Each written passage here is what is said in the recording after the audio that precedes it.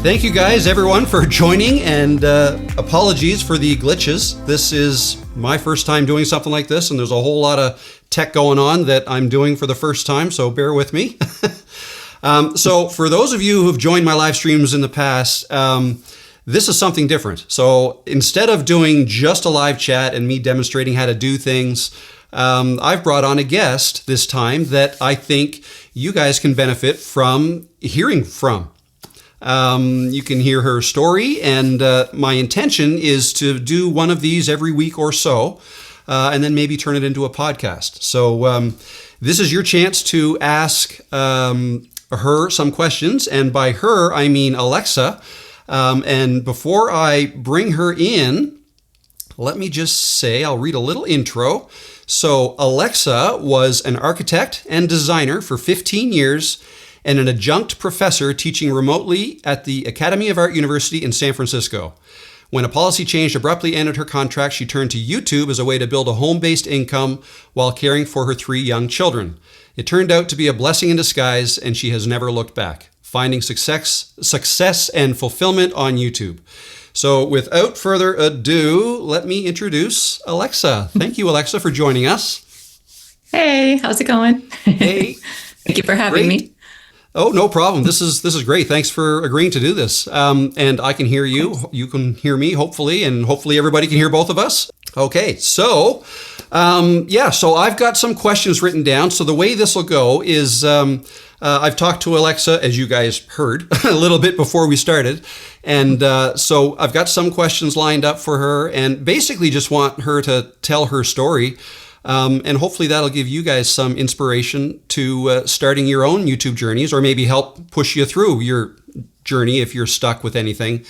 And if at any time you want to ask questions, feel free to ask them in the live chat. I've already taken some questions in the previous video, but and I've written them down, and we'll get to as many as we can. I can't promise that we'll get to all of them, but we'll do what we can. So first of all, Alexa, maybe you could kind of introduce yourself. I gave you a bit of an introduction, but introduce yourself and tell us a bit about your YouTube journey, and we'll go from there. Yeah, well, okay. My journey started about 6 months ago. This time around, I have been on YouTube before, like 5 years ago when I was pregnant with my third child. But that fizzled out as soon as she was born for obvious reasons. But yeah, so this time around, it was 6 months ago, and I had lost my job.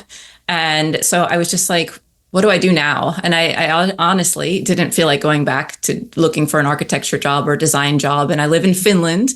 And yes, I still do not speak Finnish, which is embarrassing to say sometimes. But so the prospect of finding a job here is already hard enough. And then not speaking the language was another barrier. So I decided to go to YouTube and test that out. And I thought, since I had teaching skills online for many years, for over a decade teaching online, that I was very familiar with this format of like teaching virtually. So I jumped on YouTube and I just started teaching what I was learning in the courses on how to grow on YouTube. And I was just, mainly talking to other midlifers, because I was also sharing my story about how I had lost my job and how my life was turned upside down with 3 kids and all of this stuff. And I just started to like really connect with a lot of people, and it was a really cool journey. And then it just seemed to grow and grow and grow. So that's, I guess, how it started and where it's going. Okay, no, great. Yeah. That's fantastic. So you're relatively new. I know you started a few years ago, but this current go at it, you just started earlier this year? Yeah, in May, end of May. Yeah. Okay, and so you're at, last I checked, you're over 20,000 subscribers. Congratulations, that's awesome. I know, it's crazy. It's so crazy to just think 20,000 people, like it's just crazy. Yeah. It is crazy. It's so there's 20,000 people who want to hear from you every time. They've watched a video and they've, clicked subscribe. They want to hear from you again. So yeah, that's awesome. How was the growth? Like, was it fairly linear, or did it all happen from 1 or 2 videos, or do you have any feel for that? Well, I've been tracking it the whole time. So I would say there was a few videos that really spurred the growth. But I was posting a lot, like I was posting 3 videos a week. So I was posting a lot at one time. And then, like one video would take off and get like 700 subscribers, and then next one would be like 10 subscribers, and then 20 subscribers, per week. And then one would take off again and it would be like 1,000. So it was just kind of like very cyclical, up and down. And I do think trending videos is what really got my channel to grow fast. Yeah. Okay. Using those. How do you find making 3 videos a week? Is that pretty time consuming? Yeah, it was very time consuming, but it was also like my outlet of creativity. And it was for me, and it was kind of almost became like self-care in a way.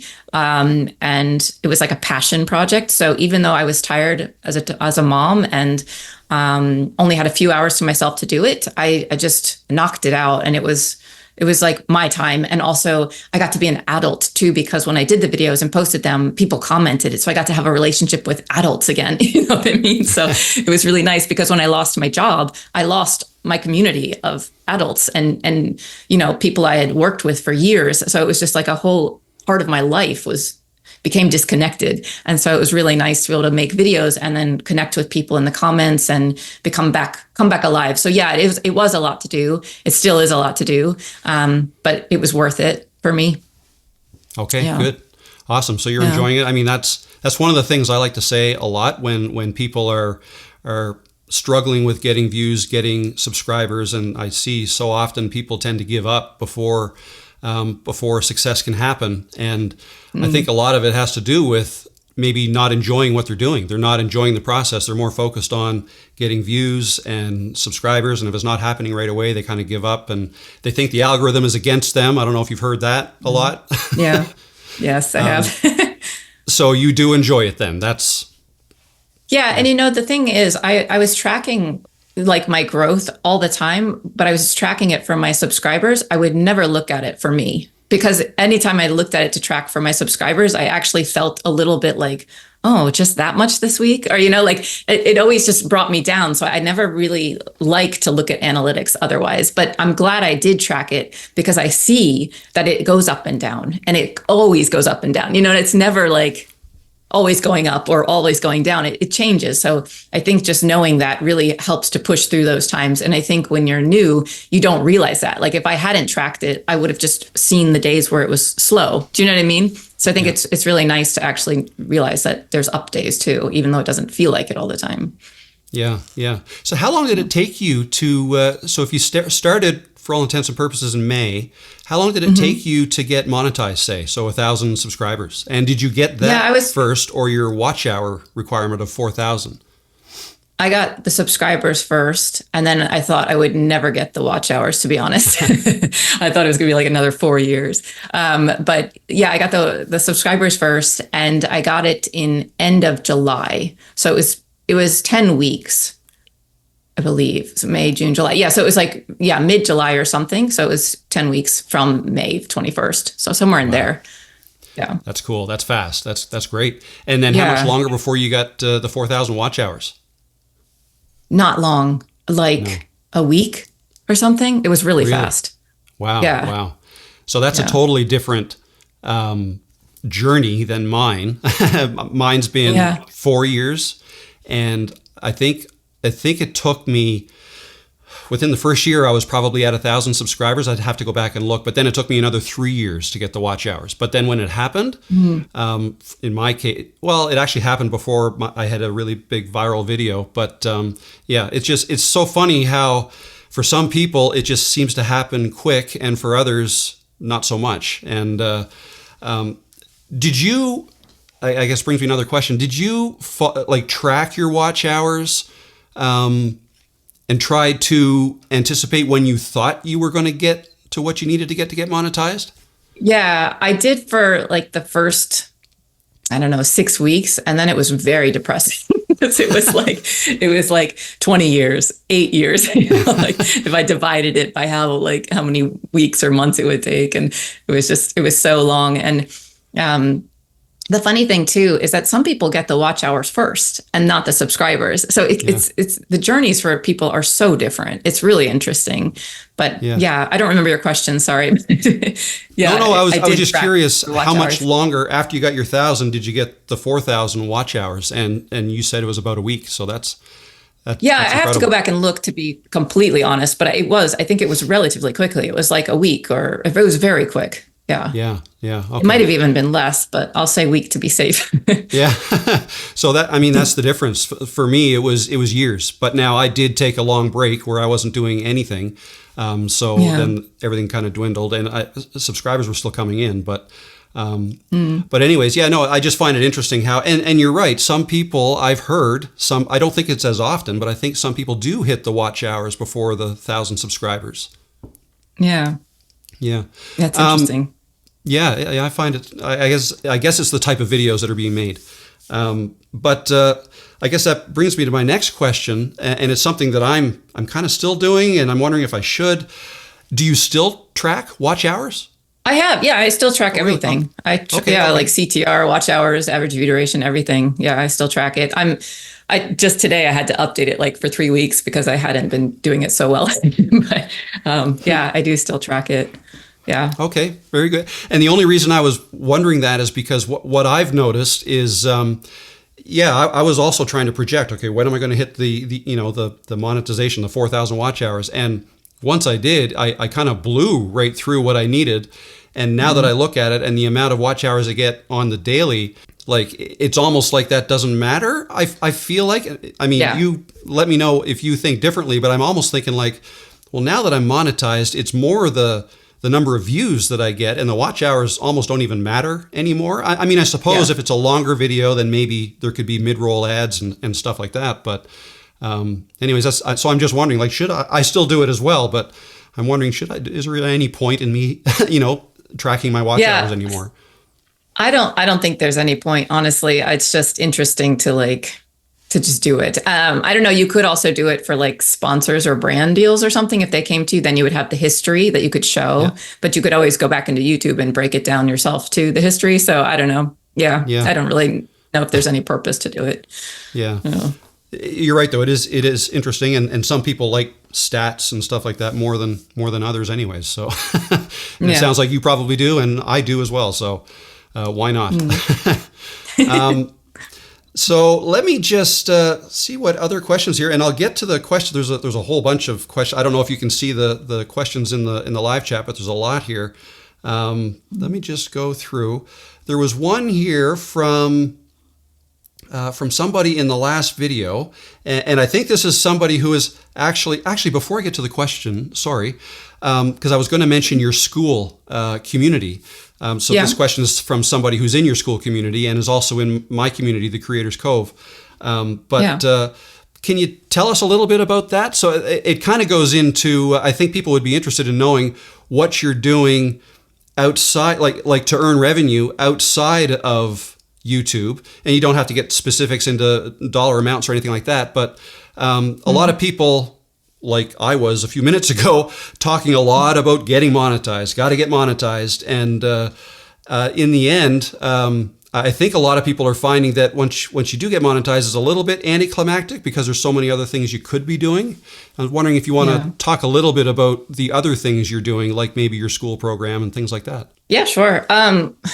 Yeah, for me, I created the school community because I really wanted to have a place where everyone that was subscribing to me and following me and commenting on my channel could have a place to talk to each other, because I really wanted to create a community of creators so that we could lift each other up. And it did exactly that. Like, finding school was such a perfect platform for that, because yeah, it's wonderful. I love it. And all the people that have joined are so helpful for each other, and, they share their wins. And I think it really just helps, because when I was on my YouTube journey, I felt pretty alone doing it. I felt like, you make the videos alone, you edit them alone, you post them alone. The only time you interact with people is in the comments. So I think that there's moments where you're like, is this ever going to work? It'd be nice to have, people around you supporting you. So that's why I created it. And yeah, I go live in there once a week, and I want to do more in there once everything like settles from all the stuff that's been happening.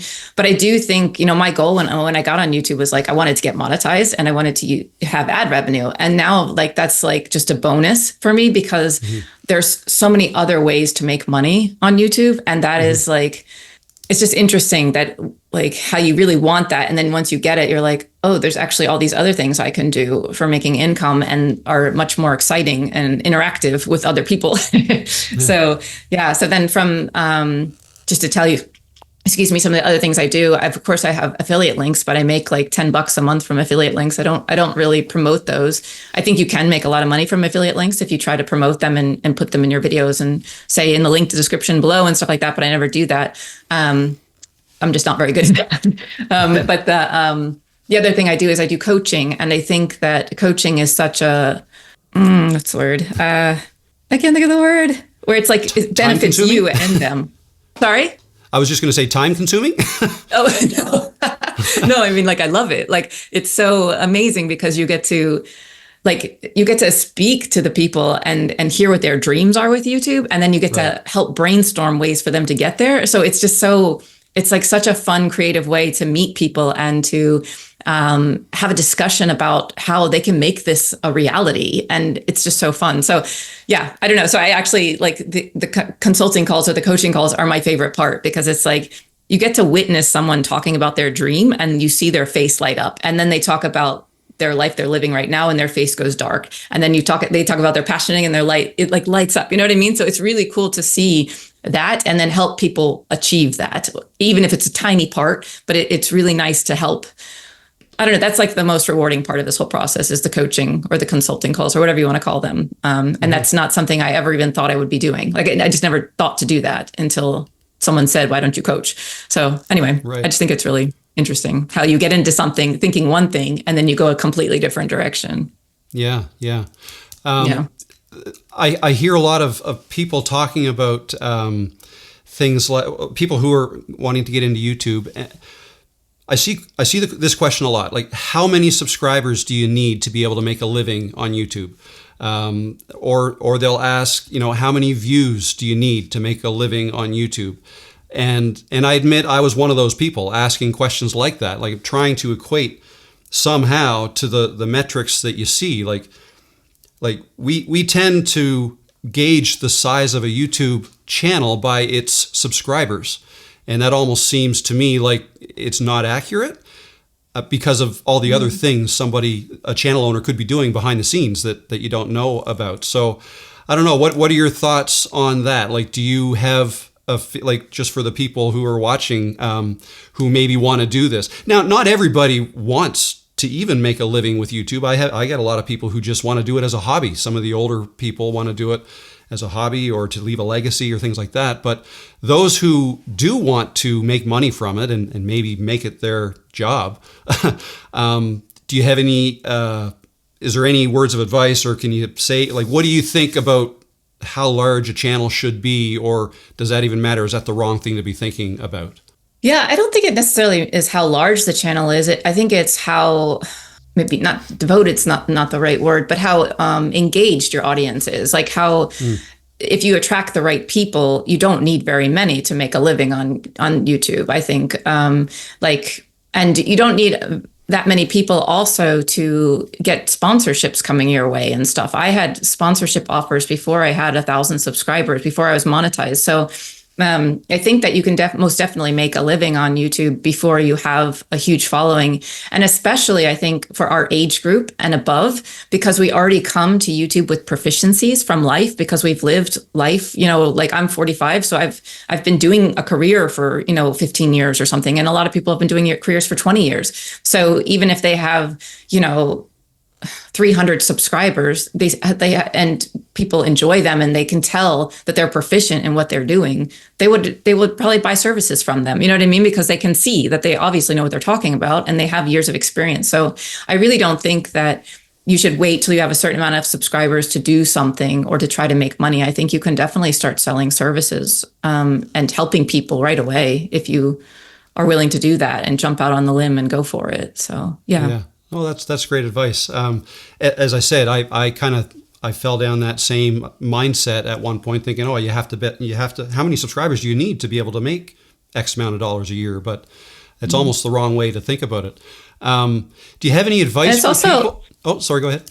Sorry, I was just going to say, and it's also like if I found a channel with someone that I really resonated with, and I was just like blown away by what they were saying and the advice they were giving, and it like really struck me as like something that could help me, I would instantly scroll down to their description and see if I could talk to them or see if they had a course or something like that. I wouldn't care how many subscribers they had. To be honest, like if I resonated with them and they like could offer help that I needed at that moment, I would buy something from them. You know what I mean? If they could get me out of the pain I was in, I don't care how many subscribers you have. Like you have advice, I'm listening, and it's good. I'm all in. That's how I feel. Yeah. Great. Yeah. No, that's awesome. Yeah.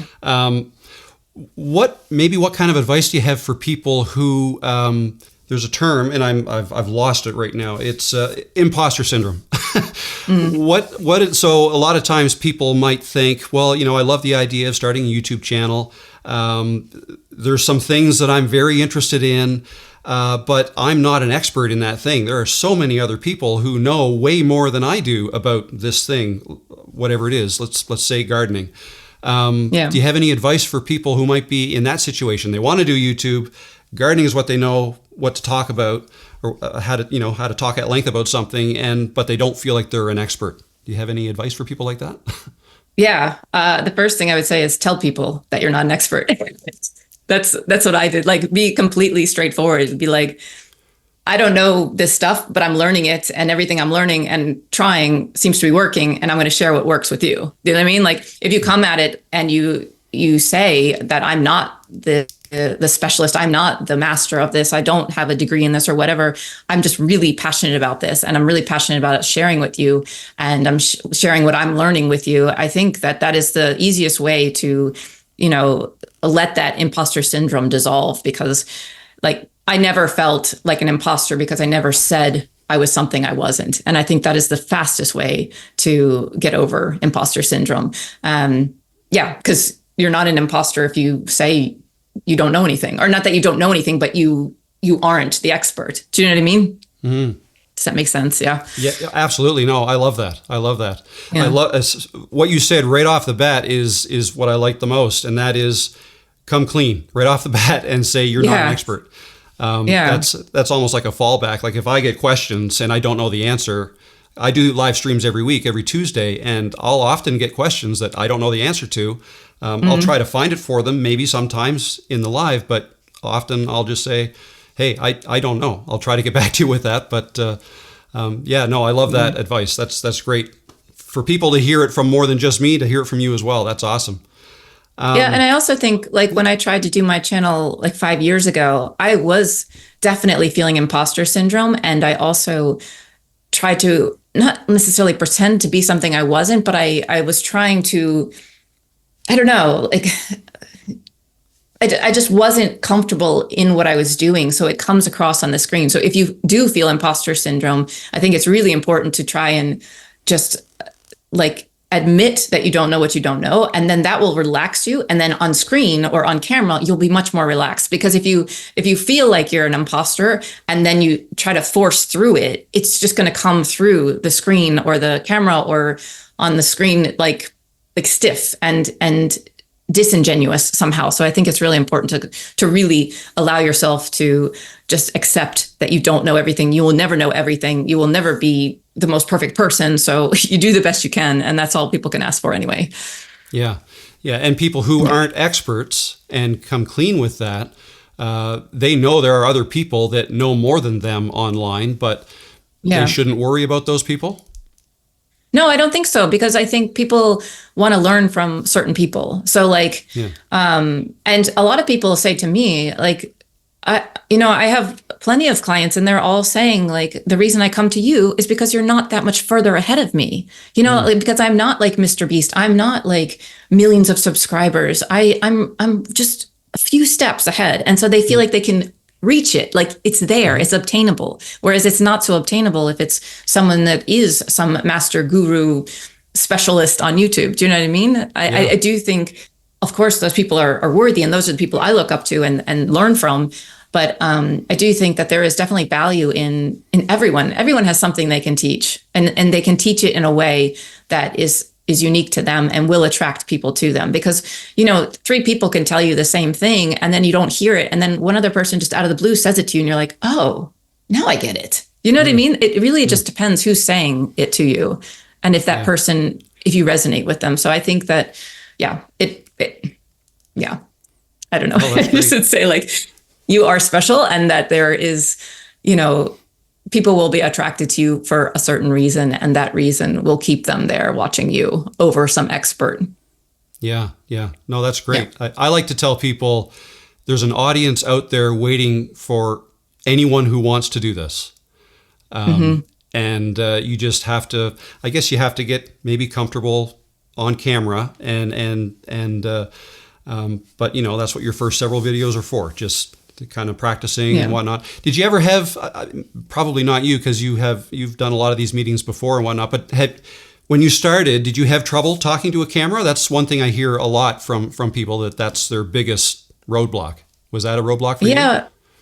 Well, I have like a secret. It's not really a secret, but everyone knows I'm like the scrappy YouTuber, and I don't have a camera. So I record with my MacBook, and I can see myself when I record on the screen. So I'm basically talking to myself, and of course I'm comfortable to talk to myself. So it's really easy for me to do that. And now if I went to a camera, I don't think I would do as well, because if I use the actual camera, like on my phone, and try to record, I don't record very well. But if I flip it around and use the reverse camera, then I can see myself, then I do fine. So I need to be talking to someone, and then I'm fine. But if I try to talk to a camera, I don't think I would do as well as I could do without that. So that's like my secret way to get over that. I find that super interesting. So when you make videos and when you're on calls like this, you're just using the camera in your laptop. Is that correct? Yeah. Wow. And it's a really old laptop too. I hope everybody's picking up on this, that you're super successful. You're over 20,000 subscribers in 5-6 months, and you just use the camera in your laptop. I think that's awesome. That's great. It just kind of proves the point where you don't need to spend thousands of dollars on a camera. Yeah. And I don't have the nice blurred background or anything. But yeah, it's worked so far. So, I have an editor now, and he keeps pushing me. You need to buy a camera. You need to buy a camera. I'm like, yeah, someday. Yeah. I'm just afraid if I do, then I have to look into that lens. I'll be like, yeah, that is hard. That I had a really hard time doing that, because you know, looking at a lens, the first time I tried to go live 4 years ago or something, it was really hard, and I couldn't do it. I actually delayed it a day. I got so nervous, and just looking, it's just odd. So what I do is I pretend I'm talking to a friend or somebody that's really close, and that I'm trying to explain, like answer a question they may have just asked, and then that's how I think about it in my head. But yeah, there's different tricks. But that's a great one. Looking at yourself, that's great. Yeah. Okay, so let me get to some questions here. I was about to ask this about 10 minutes ago, and we got on a tangent there. But so this one is from the Weezer. His name is Lee. It says, "Hi Alexa, hi Rob. Thanks for the opportunity. What's your thoughts on personal spreadsheet information inputting, and any other personal analytics that you think are important to keep up with a business?" Within a business fashion. Sorry, do you do this on a daily, weekly, bi-weekly for your business? What's a priority and what's not? So I guess it's about analytics. How often do you track analytics and enter them into a spreadsheet? Yeah, I was doing it weekly. I've gotten a little behind lately, but I was doing it weekly. Yeah, so I track. I track a bunch of stuff for YouTube, just for my followers and stuff, like click-through rate, average view duration, subscribers, all of that stuff, impressions, etc. And then, but like we were saying earlier, I don't know how much of that really needs to be tracked anymore. And then I also track like revenue and expenses. That doesn't need to be done necessarily weekly, but I do usually do it weekly, because I usually show my viewers weekly what's going on in the back end of my business. So I track that. Revenue and expenses usually is what I share. Nothing beyond, nothing special, I don't think. Okay, no, very good. The next question I have here is, so this is from Observe Art Advisory. So I made a YouTube growth spreadsheet like the one Alexa shows on her channel, but I quickly realized the analytics numbers for the overall channel and the analytics per video are very different. Should I be tracking the growth of the individual videos or of the overall channel, and does this make a difference? What are your Yeah, it does make a difference. I do the overall channel, but I definitely dive into videos. And because like if you're doing a percentage of, click-through rate for all your videos and you have one video that got like 1% click-through rate and then the rest are like 8%, it's going to drop the average of the click-through rate. So I do think it's important to look in the individual videos and really, I don't necessarily think you need to track that, but to be aware of how each video is doing and why one's doing well. So I would look at the videos that do really well and then look at the videos that do really poor or really poorly. And then try to figure out what's going on. So what is happening in the video that did poor that you can analyze and figure out how you could improve. And there's when you go into the analytics of the actual video, you can see a chart of like when people drop off in the video, when they're interested and all of that. And you can kind of analyze that chart. So I would say that it's good you don't need to track every video and all the analytics for each video, but it's good and I think having the overall tracking the whole channel is useful to keep an eye on what's going on. But I think that once if you want to know more, like on the videos that are doing well versus the videos that aren't doing well, you could compare and contrast the analytics from those and try to learn from it, if that helps. Okay. That makes sense. Yeah, no, that's great. I like that answer. I guess I do something similar. I track the overall, but if I want to find out if I notice a video is doing really well, I kind of dive into that. Yeah. And so is the click-through rate doing really well? Is the retention graph really, doing well? Right. And it's almost like you're a sleuth, isn't it? You're trying to figure out why a video is doing well and why others may not be doing well. And I find it hard. It's challenging, but it's fun. And kind of come back to that same thing. You kind of have to enjoy it to to get anywhere with this. Yeah, it's true. I have another question here. It's a long one, so I'll try to paraphrase it. It says, I know Alexa is a firm believer that anyone can start a YouTube channel and succeed with it if they put all their effort in it. It often says, if I can do it, you can do it. I wonder where the strong belief comes from. He goes on to say, you're a wonderful, beautiful woman with an extraordinary amount of energy. She is hardly an anybody. So why does she think that anybody can live up to that expectation? That's kind of a tough question. Thank you for the kind words. Yeah, I think everyone has something special to offer. And I think that I really do. I have so many debates with people about this, like not everyone can do YouTube. And I disagree. It's kind of like Michael Jordan, like how they say, I don't know the whole story with him, but like, he wasn't supposed to make it in basketball at all, but he worked his butt off and he tried and he fixed whatever he needed to fix. He trained, and he was successful. So I feel like if you're willing to look at your shortcomings and adjust those, you can make anything work in life. Like I really do believe that. And I believe that we all are creative creatures. We all have passions and unique perspectives, and we bring something different to the table, and we will find our crowd of people that are weird like us. Like everyone's weird in their own way, and you gravitate towards people that are your weirdness, you know what I mean? Or your uniqueness, or whatever you want to say. So I do think that having a belief in yourself that you can achieve this, like seriously, why not you? If anyone else can do it, why can't you do it? Like I really believe that, like the whole like if them then me thing, I really do take that to my heart. And if they were asking like where does that come from, I think that that strong belief, I don't know, like my father ever since I was a child was always saying to me, you can do anything you set your mind to, and he always said that to me. And so I really do believe that, and I do think that for everyone else too, because there's so many examples out there in the world of people that defied all odds and were successful. So I just think that that's a really such a limiting belief to think that you're not special in some way. I mean, yeah, I just think it's something you can overcome if you find a way. If you find a way to overcome it, it could totally transform your life. Awesome. Yeah. No, that's great. Yeah. That's great. And I kind of believe in the same thing. I like I said before, I think everybody has an audience waiting for them, no matter. Yeah. A lot of people, I like to say people are their own worst critics. So people look at themselves in the mirror, they don't like what they see. They hear themselves back on a recording and they don't like the way they sound. And one thing people forget is that when they hear a recording of themselves, that's actually how everybody normally hears them. It's only different to the person because they usually hear themselves from inside their head. So it's kind of new to them. Yeah. I mean, if people could just kind of think and realize that the way they look and the way they sound is the way everybody sees and hears them every day anyways. And if they have friends and whatnot, then they should be able to get, friends, followers, whatever, subscribers on YouTube. And with there being, 1 billion people out there on YouTube, I don't know what the number is, but huge.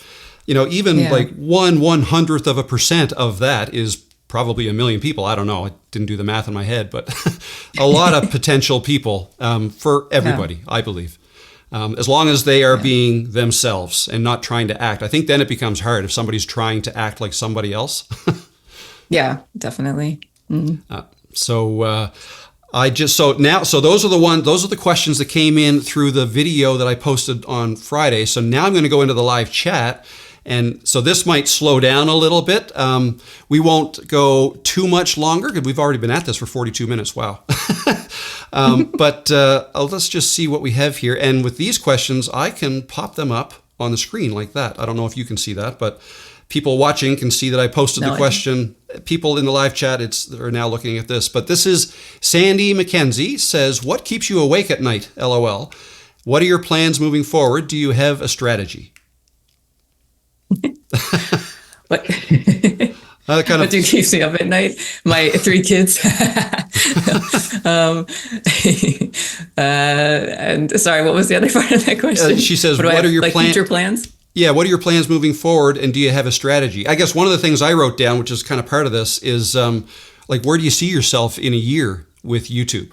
Yeah, it's interesting. I'm trying to actually now just kind of enjoy too, because everything has happened so quickly. So I'm trying to figure things out, obviously, but I really enjoy the coaching, one-on-one coaching. And then I started a longer term program, like a 6-month program. And so I'm doing that right now and I'm trying to feel that out. And I have some courses planned that I'm going to launch relatively soon. And beyond that, I don't really have any plans beyond that. I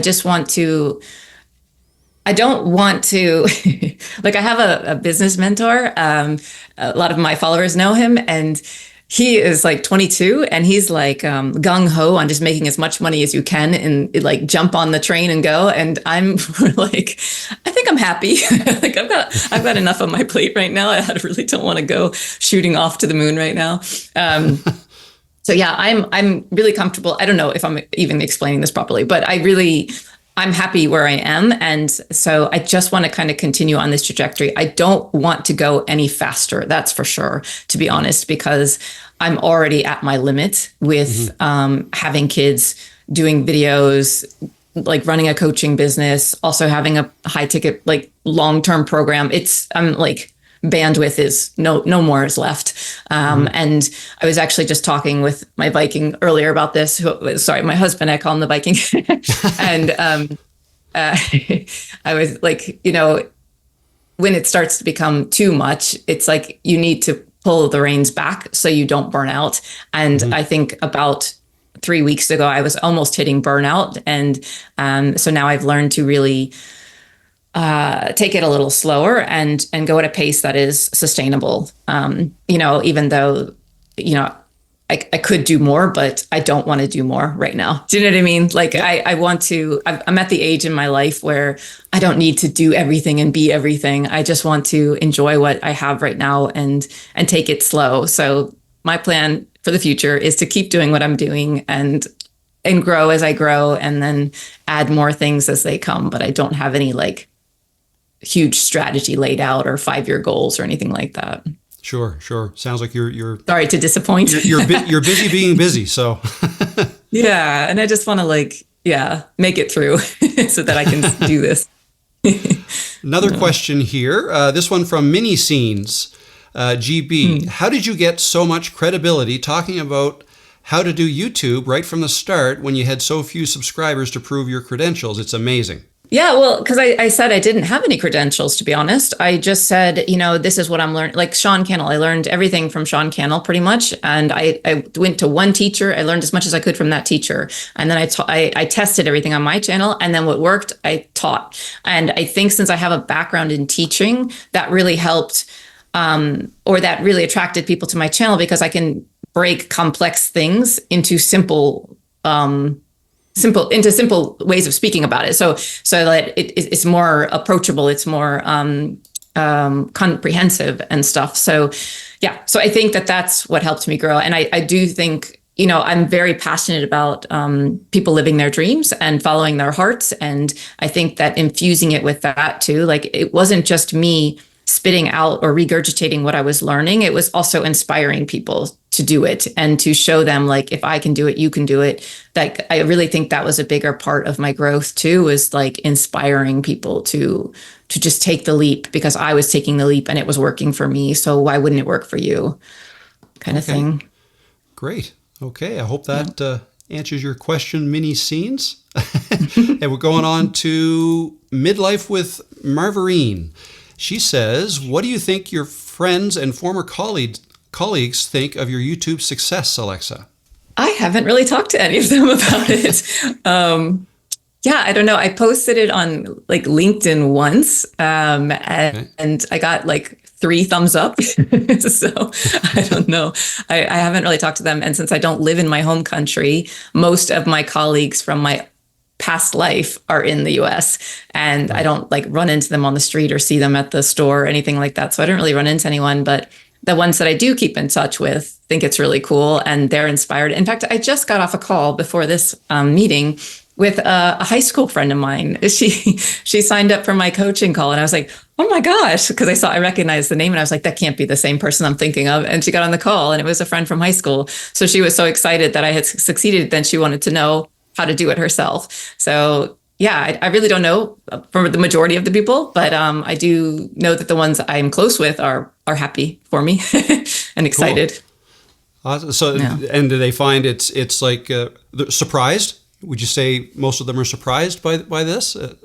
Yeah. I would say different surprised. Direction. You're doing something totally different than what you were doing before.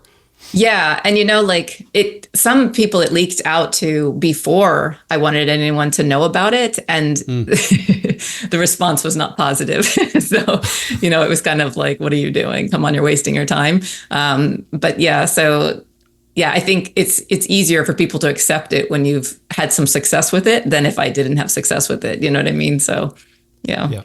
Okay. Very good. Yeah. Awesome. I've got another question here from the Flemish Flame. He says, do you plan your videos in writing or go straight to just writing down bullet points? Sorry for my English. No, your English was great, Flemish Flame. Do you plan your videos in writing or just go straight to bullet points? I guess, do you do bullet points? Yes and no. I would say sometimes I plan in advance, but those videos never work out. So I usually just speak from my heart. I have a topic in my mind. I usually go for walks, think about the topic I want to talk about, say it over in my head many times, think of the main points in my head, and then I sit down and record it. And then if it's not coming to me, like if it's just not working, then I write down like 3 bullet points on a page, and then I speak, and then I reference that, and I'm like, oh, and point number 2, and then I tell my story and whatever, my teachings or whatever. So it really depends on my mode and if things are working or not, because I tend to, if I try to plan, like I tried the other day, I was like, I'm going to do it the right way. I'm going to do it the way they tell you to do it. I'm going to do the title first. I'm going to prepare the thumbnail, because I never do that. So I was like, I'm going to do it the way you're supposed to do it. And I tried, and I was doing it one Saturday. I prepared 3 different videos with the titles, the thumbnails. I even wrote a script and everything.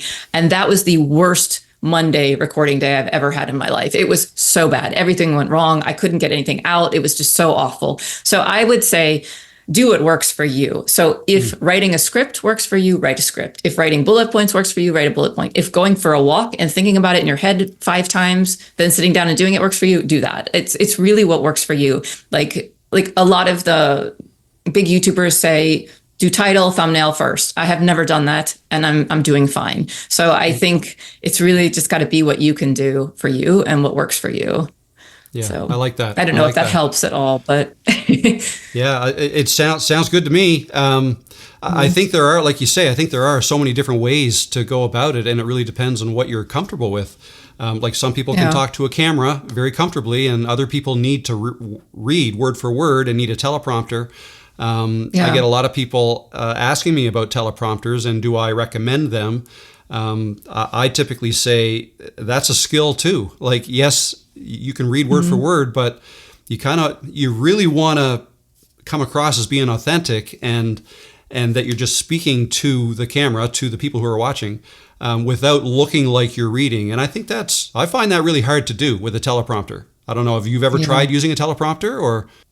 No. Well, I tried reading scripts like when I tried 5 years ago, and I think that that killed my whole authenticity because it just is like, it does, and it's like you're not in here, you're on the paper, you're like on the teleprompter, you're like in two different places, and I feel like when you speak from your heart, it just flows so much better when you're in your body, not looking at something else and trying to connect the dots in between and then speak to a camera. So I feel like it just creates this creates a very disjointed presentation, in my opinion, or for me. But like you said, everyone works different. So I think it's like whatever works for you, do it.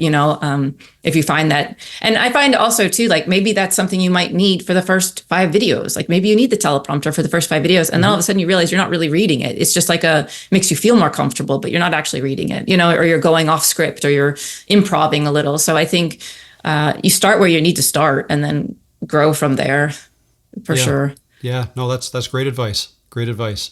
Another question here from Ricardo Luengo Palmero. I apologize if I said that wrong. Question: would you recommend to start a channel in English or your own language? So presumably Ricardo, English is not his first language. I notice there is not much engagement in my language and in my niche than is in English. Thanks. Any advice for Ricardo? Yeah, I guess it depends on the topic, but I would say go with your native language if you feel more comfortable. But then again, if your native language is like I'm thinking of Finnish, like if I were to speak in Finnish, I don't know Finnish, but if I were to speak in Finnish, I would reach 5 million at most, or, a few more than that, but 5 million live in this country. So and then the likelihood of the niche being in that country is even smaller. So I think that if you speak a language that is spoken like all over the world, then go for your native language. I think, why not? Because you're going to come across more comfortable, unless you're fine speaking another language or a non-native language and you feel comfortable, then do that. But if you feel like it's a hindrance, or you feel like you aren't speaking well, or people aren't understanding you, then I would speak in your native language. Great advice. I like that. Yeah. I like that. Another question here from Fitness Over 50 with Suncoast Fit. Thanks for the inspiration to both of you. Question: what do you do to keep it fun? That's just a very basic question. What do you do to keep YouTube fun? Speak about things I'm passionate about. Think about things that can help people. Think about changing people's lives. I think it goes back to your why. Like if you're like, my whole why for this is, I know if people live their dreams, they're going to be happier people. They're going to treat the earth better. They're going to treat people better. That's going to live my children's world a better place for them. So that's why I do it. So if I think about the videos I'm making, and I remember that it's going to have an impact on people going after what they want to go after in life and be happier, then that keeps me motivated and enjoying the process. There are days where I don't enjoy the process, of course, when I'm tired and, my kids have had fever all night or something and I haven't slept, and I go to my videos and I'm like, I don't want anyone to see me looking like that. But I don't know. Just think about the impact you could have. Like Suncoast Fitness, I know is a fitness channel. So, the impact she's having on changing people's lives that are, over 40 or so with the fitness is incredible. Like, you're giving people mobility, you're giving them independence as they age. Like, there's so much amazing things that these channels can provide for people, like the freedom, the financial security, just maybe happiness in their marriage or their relationships, or learning a language so they could not be living in a bubble in the country they live in. Like, there's so many things that these channels can do. So I think that when you think about that, it keeps it more fun. When you think about the people's lives you're changing or the community you can connect with, those types of things. Yeah. Yeah. Oh, it's great. That's great. Yeah. I think it's super important for it to be fun. Hopefully people don't have to go out of their way to try to make it fun. Hopefully it's fun anyways. But yeah, if you can get enjoyment from the help that you're giving other people, that's, yeah, you think that's fun. I think that's fun, just in and of itself. I'm just going to have one more question because we're at 3:57 here, so it's almost 10 o'clock where you are. I'll take one more question. It's at the end here, and then we'll wrap this up. This one's from Matthew Chevalier. Question for Alexa: what were your steps to coaching and consulting? Content, book a call, join my test mentor program, 6-month program. How many calls? Oh, wow. There's a lot of questions here. How many calls a week do you do with your mentorship programs? So if you can be a little more general if you want, but if you want to talk about the steps you took to get into coaching and consulting and offering that, maybe you can talk a bit about that. Yeah. So I definitely started that way before I was ready. People started asking me in the comments, will you coach? And I was like, yes, because I had no money, I had no job, and I needed to figure something out. And normally in life, I would be like, no, not yet. I need to learn more. I need to study more. I need to do this more. But you really only learn when you do. So I just jumped in and I set up a calendar link on calendly.com. I just went to calendly.com, got a free account, made some times that I was available, which was basically like 4 hours of the day. My daughter was in daycare for 4 hours of the day. So I did 2 hours in the morning and then 2 hours after she was asleep were my appointment times. And then when it started, I was booked. I think I had 6 calls a week, usually is what it worked out to be. Yeah. And then from there, once I saw that this was becoming a thing and like it was consistent, like people kept coming and signing up, that's when I looked for a business coach or a business mentor, because I was just like, I don't know where to take this from here. And I have actually been an entrepreneur for the past 15 years as well. Like the adjunct professor job was my main contract since having kids. And but I've never really made over $40,000 a year, because I'm such a bad entrepreneur, to be honest. So it was like, and I've been doing entrepreneurship for as long as I've had kids, basically. And so I never had the time. And so when I saw the opportunity, like people were really interested and were continually buying, I was like, I want someone to help me grow this the right way. And I'm blushing because I told how much I made, which is very sad. That's okay. But then from there, I was like, I really want to do this the right way. Like, I really want to make a career out of this. I really want to learn how to build a business the right way, not be like, oh, sure, I'll do that for free, or yeah, no problem. You're my friend. I'll work for you or whatever, at like pennies. So I wanted to have a strong background. I wanted to go in the right direction, and finding a coach really helped me to then learn some business tactics or strategies to grow the business like the right way, or in a sustainable way, I should say. And so, from the coaching, then I scaled that up to making it actually a 6-month program, which is basically the same thing. It's coaching, but it's much more in depth. It's like, you can message me all the time and I can teach you like virtually, and I can send you tutorials and we can go in your analytics together. So it's like coaching on steroids, but it's basically the same thing. So it's just an extension of that. But I would never have really thought to do that myself. So it was really nice to have a coach to help me show me the way. I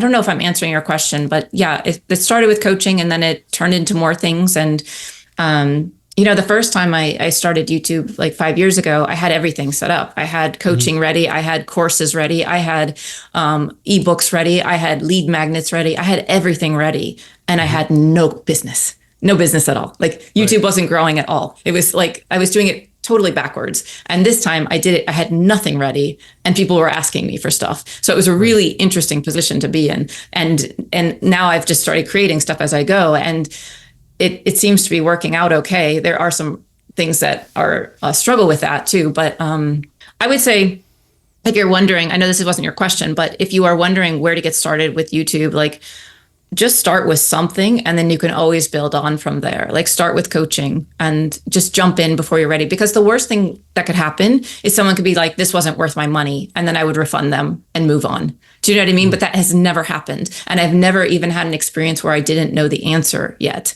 which is really surprising to me. So I think that, no, I really was surprising. Like I thought for sure someone would come with something, but I think it's because the people that are coming to me are like behind me, you know, and they're not that much further behind me, but they don't have questions yet that are beyond me because they haven't gotten to here yet. So I think that if you can help people that are in a position you were like 6 months ago, go for it, you know, because and the other thing that was really nice about my channel is I was so transparent about where I was that no one was going to come to me asking advice for something that they knew I wasn't at that level yet. Do you know what I mean? So, so I think even though I jumped before I was ready, it actually worked out brilliantly. And it has been such a joy, and connecting with the community was really awesome too, because I actually got to meet the people that were interested in my channel too, which was really cool. I know I said that already, but I still think it's really cool.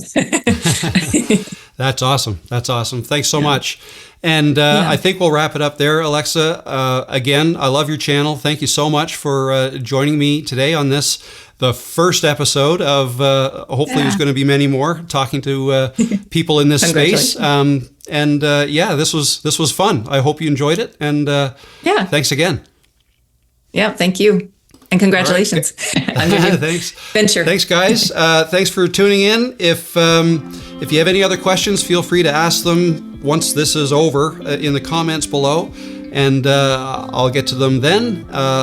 And the only other thing to say is I will be going live tomorrow again, like I usually do on Tuesdays. So that'll be at 1 o'clock Eastern, 2 o'clock here in Halifax. Come on back then if you have the time, and I'll see you then. All right. Thanks, guys. Bye.